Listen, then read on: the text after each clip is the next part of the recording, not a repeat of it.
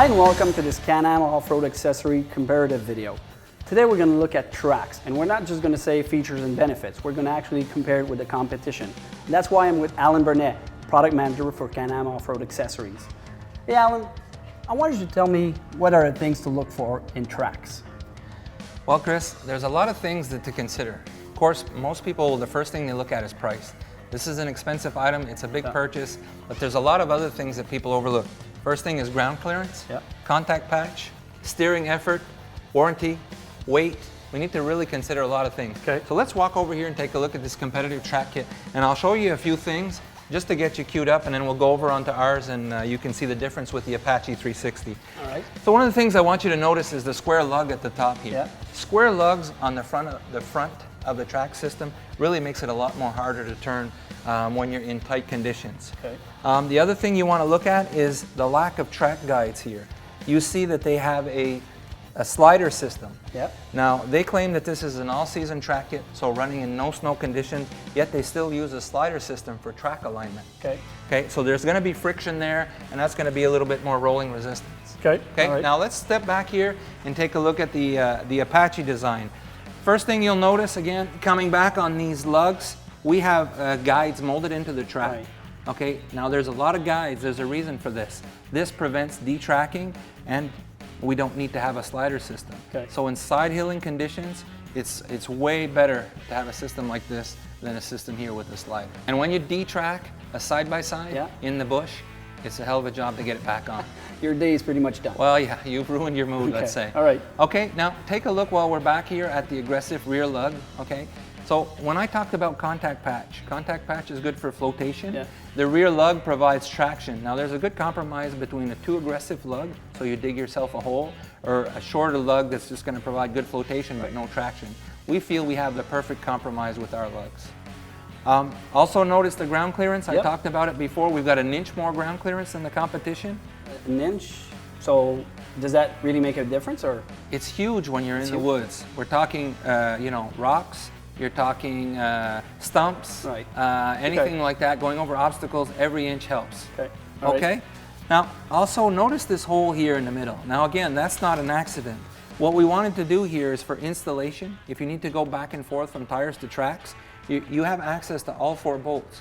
So you can go from tires to tracks after your first installation in about 20 minutes. So over there you don't have access to all the bolts? Exact. Contrary to this one, what you're going to do is you're going to loosen the first 3, then you're going to turn the track and get access to the last bolt. A little bit more workout. A lot more of a workout. Notice 4 sets of wheels. We've got 5 sets of wheels. Again, more rolling, less rolling resistance, easier rolling, more traction, more flotation.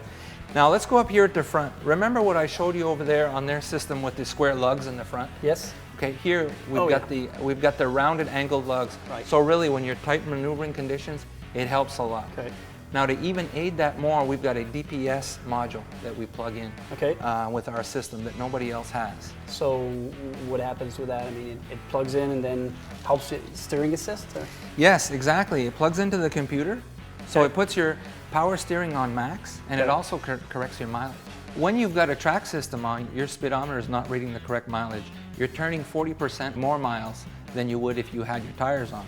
So what you want to do is you want to correct that. You want to show the correct speed and you want to show the correct mileage on your speedometer. Okay, because I mean, I'm thinking right now, if you do that, then warranty-wise, or even when's my next maintenance due or whatever, you don't get the right numbers there. Exactly. Now here, you'll notice I removed the cap on here. I wanted to show that new for this year, we have a variable attack angle. So depending on if you're out in hard conditions or in fluffy conditions, you can change the attack angle from up to down just by simply changing the eccentric around, loosening this bolt.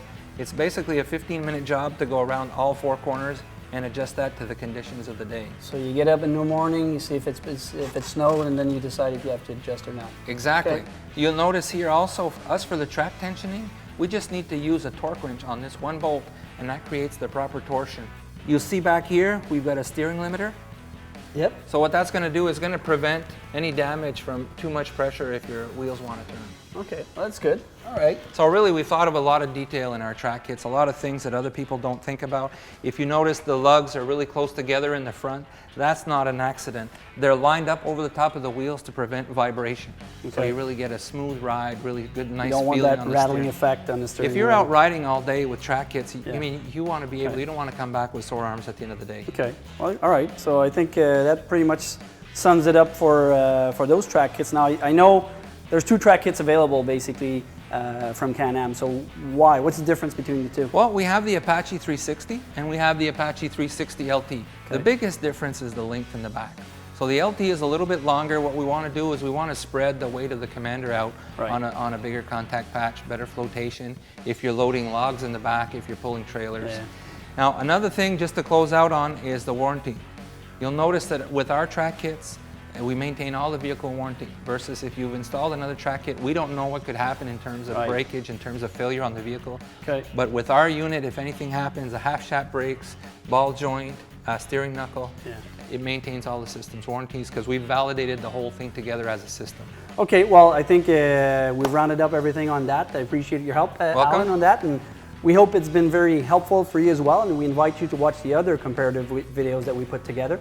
And on behalf of Alan and myself, thanks for watching and see you soon.